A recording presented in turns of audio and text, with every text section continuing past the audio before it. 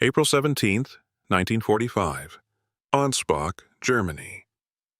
A white flag rises slowly from the church tower. Below, in the cobblestone square, American artillery shells explode in the distance, closer with each passing minute. The city's Nazi leadership has ordered total resistance. Bridges are mined, barricades erected. Boys barely old enough to shave stand with rifles they don't know how to use. But Carl Meister, the city architect, has made a different choice. He climbs the tower steps with a bedsheet in his hands, believing that surrender might spare his city from annihilation. By evening, he will be standing before a firing squad, shot for cowardice, executed for compassion. Hours later, American troops will enter Ansbach without opposition. The city will be spared.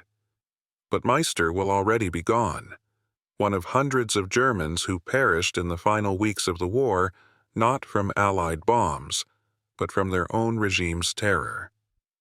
If you had been a German mayor in April 1945, watching your city about to be destroyed for a war already lost, would you have obeyed orders to fight, or raised a white flag knowing it might cost you your life? By March 1945, Germany was disintegrating. The Allies had crossed the Rhine. American, British, and French divisions surged eastward across the plains of western Germany, while the Red Army stormed Berlin's outskirts. The Nazi leadership, however, demanded total resistance. March 19, 1945. The Nero Decree. On March 19th, Adolf Hitler issued the so-called Nero Decree, ordering the destruction of all infrastructure, factories, and utilities that might fall into Allied hands. He declared, if Germany can no longer win, it does not deserve to survive. Joseph Goebbels' propaganda machine intensified its calls to fight to the last bullet. Any display of surrender, any attempt to negotiate, was labeled cowardice and treason. But outside the walls of Hitler's bunker, reality had long outrun ideology. Many towns had already been devastated by air raids. Roads were choked with refugees fleeing the Eastern Front.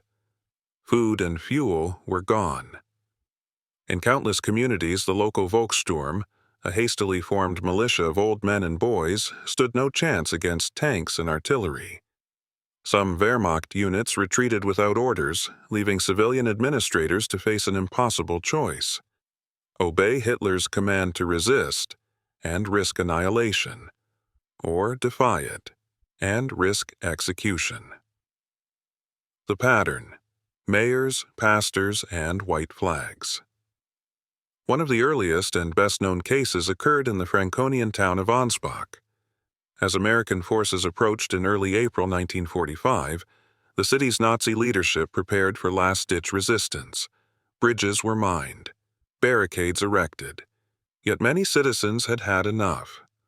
On April 17th, as artillery shells fell on the outskirts, a group of local officials, led by city architect Carl Meister, decided to raise a white flag from the church tower, hoping to spare the town from destruction. They were quickly denounced. A fanatical local Gauleiter ordered their arrest. Meister and several others were executed by firing squad that same evening, shot for cowardice in the face of the enemy. Hours later, the Americans entered Ansbach without opposition. The executions achieved nothing. The town was spared, but at a terrible price.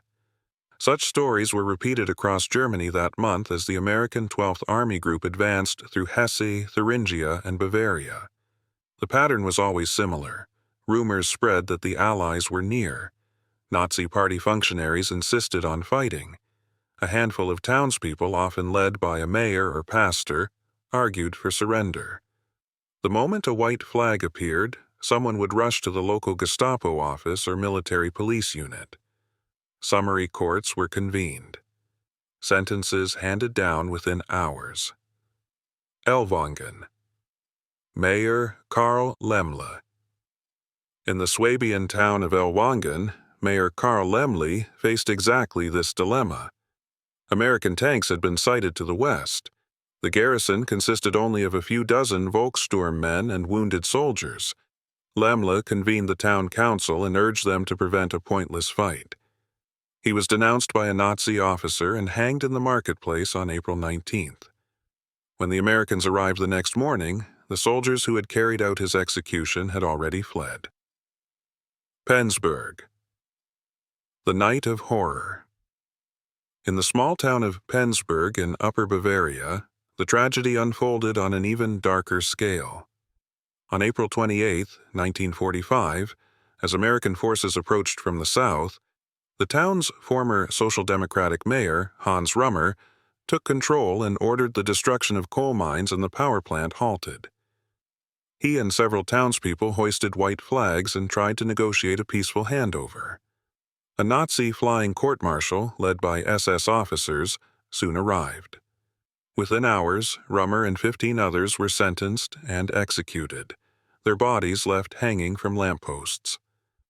2 days later, American troops entered Penzberg without resistance. The event became known as the Night of Penzberg. Heidelberg. When surrender succeeded. In places where surrender succeeded, it often depended on a mixture of timing, luck, and personal influence. In the university city of Heidelberg, Mayor Carl Wilkins and several professors took extraordinary risks to avoid a battle. The Neckar bridges were mined, and an SS detachment was preparing to defend the town. Through secret intermediaries, Wilkins contacted approaching American units and arranged a silent understanding. If no shots were fired, the city would be spared bombardment. When the Americans arrived on March 30th, white flags fluttered from the castle and the bridges. No shots were exchanged. Heidelberg survived the war almost intact, one of the few major German cities to do so small acts of defiance. Elsewhere, small acts of defiance saved entire communities. In the town of Wunsdorf, the district leader ordered resistance, but the local police chief disobeyed, quietly ordering his men to remove explosives from bridges during the night. When American forces entered, the town surrendered without a fight. In countless other villages, farmers and shopkeepers climbed rooftops and steeples to display white sheets before anyone could stop them. Some were beaten or imprisoned. Others simply disappeared in the chaos of the final days. The shadow of Nazi terror. These decisions were made under the constant shadow of Nazi terror. The regime had long prepared for internal collapse. In February 1945, Himmler had authorized Fliegende Standgerichte, mobile courts-martial empowered to execute anyone suspected of defeatism. Their members often included SS officers, party officials, and even Hitler Youth leaders. They moved through towns ahead of the retreating front, dispensing sentences to those accused of surrenderism or failing in duty. Many of their victims were local administrators who had merely tried to spare civilians from shelling. Würzburg. Mayor Theodor Fischer. In Würzburg, one of the most devastated cities in Germany, Mayor Theodor Fischer tried to negotiate the city's peaceful capitulation in mid-March. Before he could do so, Gauleiter Otto Helmuth ordered his arrest. The city was subsequently reduced to rubble by artillery fire. Thousands perished. Fischer's attempt to surrender might have saved it, but he paid with his life for even suggesting it. Women, wives, and church workers. The wave of white flag towns thus reflected both a humanitarian instinct and a rebellion against the Nazi culture of obedience. After 12 years of dictatorship, many Germans had come to equate loyalty with survival. Yet as Allied tanks rolled closer, they saw that loyalty now meant destruction. In many towns it was women, wives, teachers, and church workers who took the initiative when male officials hesitated. They organized children into shelters, cut down Nazi banners, and hung white cloths from balconies. In some places, such as the town of Demmin in Mecklenburg, these efforts failed tragically. Demmin. Tragedy in the East. Demmin lay on the path of the advancing Red Army. As Soviet troops closed in at the end of April, a few townspeople raised white flags, believing it might spare them. But Nazi officials and retreating soldiers reacted violently, shooting at the flag raisers and setting fire to bridges. When the Soviets entered on April 30th, the city descended into chaos. Fires raged uncontrolled. Terrified civilians took their own lives by the hundreds. The white flags, meant as symbols of mercy, became silent witnesses to despair. Celle, Pastor Otto Oltmann. Further west, in the town of Celle, a Lutheran pastor named Otto Oltmann persuaded the remaining German troops to withdraw and personally met the advancing British forces under a flag of truce. He survived, and later described the experience as the most difficult sermon of my life. Similar scenes unfolded in hundreds of places, from the Rhineland to Saxony. The Allies' perspective. For the Allied soldiers who entered these towns, the white flags carried ambiguous meaning. Some saw them as a relief, a signal that the fighting could finally end. Others distrusted them, fearing traps or snipers. American commanders often demanded formal surrender from identifiable authorities to prevent misunderstandings. Yet even when peaceful handovers occurred, destruction could not always be avoided. Artillery and air support, already in motion, sometimes continued to fire until communication reached the front lines. Towns like Aschaffenburg and Heilbronn were reduced to ruins despite efforts to surrender, victims of both Nazi resistance and the fog of war. The collapse of authority. The cumulative effect of these local surrenders was profound.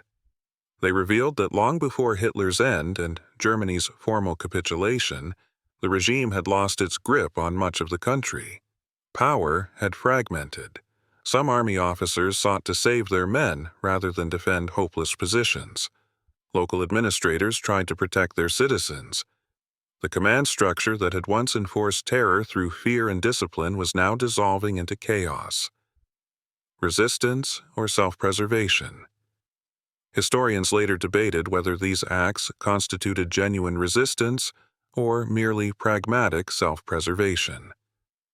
Many of the individuals involved were not political dissidents, but civil servants or ordinary citizens who recognized futility when they saw it.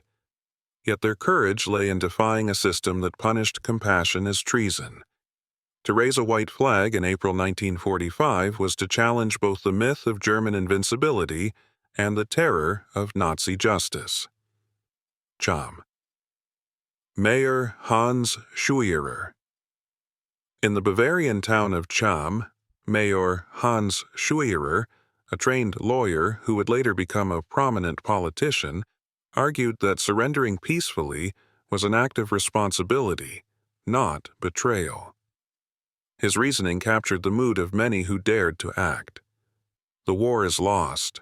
Our task now is to save what can be saved. Though Scheurer himself survived, dozens of his counterparts did not.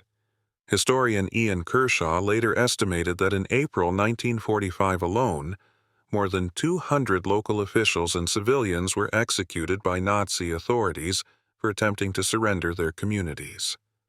After the war, memory and silence.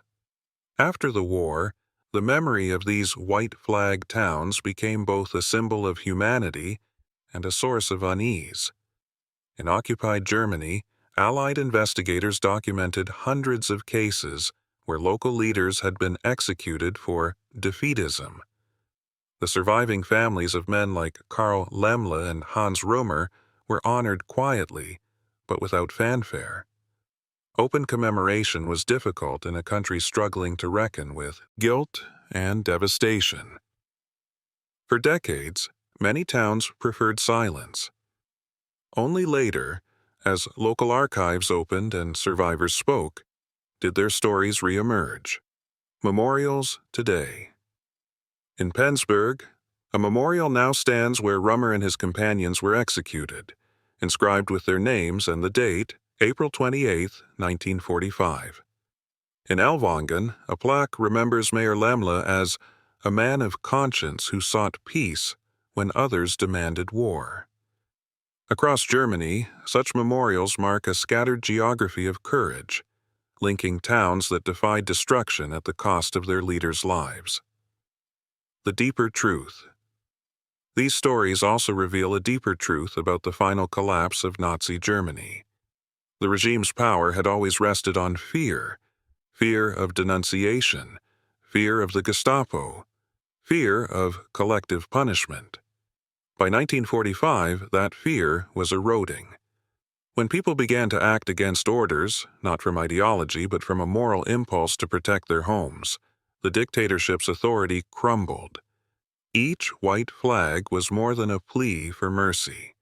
It was evidence that Hitler's command no longer commanded belief, a hidden front of conscience. From the Rhineland to Bavaria, from Mecklenburg to Saxony, the spring of 1945 was marked not only by destruction, but by countless quiet decisions to save what little remained. Teachers hid children in basements while their husbands climbed church steeples to hang sheets. Mayors tore up orders from Gauleiters. Priests negotiated with advancing soldiers. Farmers drove carts through the night to intercept American convoys and beg them to bypass their villages. These acts rarely made headlines, but together they formed a hidden front of conscience within a collapsing empire. After May 8th, uncovering the truth. In the weeks after Germany's unconditional surrender on May 8, 1945, Allied occupation authorities began uncovering the full extent of the regime's last-minute brutality. Town records revealed hastily written execution orders signed by local Nazi leaders. Some of these men tried to escape. Others were captured and tried by Allied tribunals. Yet, justice was uneven. The chaos of the war's end meant that many perpetrators vanished amid the millions of prisoners and refugees moving across Europe. For the families of the executed mayors, there was often no closure, only the knowledge that their loved ones had chosen humanity over obedience. Today, small acts, significant resistance. Today, historians view the white flag towns as small but significant acts of resistance within a totalitarian state that demanded absolute loyalty. They did not alter the outcome of the war, but they did alter its ending. Each peaceful surrender spared lives, prevented bombardments, and preserved remnants of Germany's cultural and architectural heritage. Heidelberg's undamaged old town, the intact bridges of Wertheim, the surviving churches of Schwäbisch Hall, all owed their existence to the decisions of individuals who defied orders when defiance meant ending. Fragile symbols. The white flags of 1945 were fragile symbols, cloth against concrete, conscience against command. They fluttered briefly in the smoky air of a dying Reich, raised by people who knew they might never live to see them honored. Yet they represented something rare in those final weeks, the return of human judgment in a time when ideology had demanded its extinction. What the soldiers saw. When American soldiers entered Germany's towns that spring, they often saw two sights together, the ruins left by years of war, and the white sheets that marked an end to it. To them, these flags were not signs of surrender alone, but of sanity, evidence that somewhere amid the rubble, ordinary Germans had decided that enough was enough. The choice behind the cloth. For the men and women who raised them, the choice was never simple.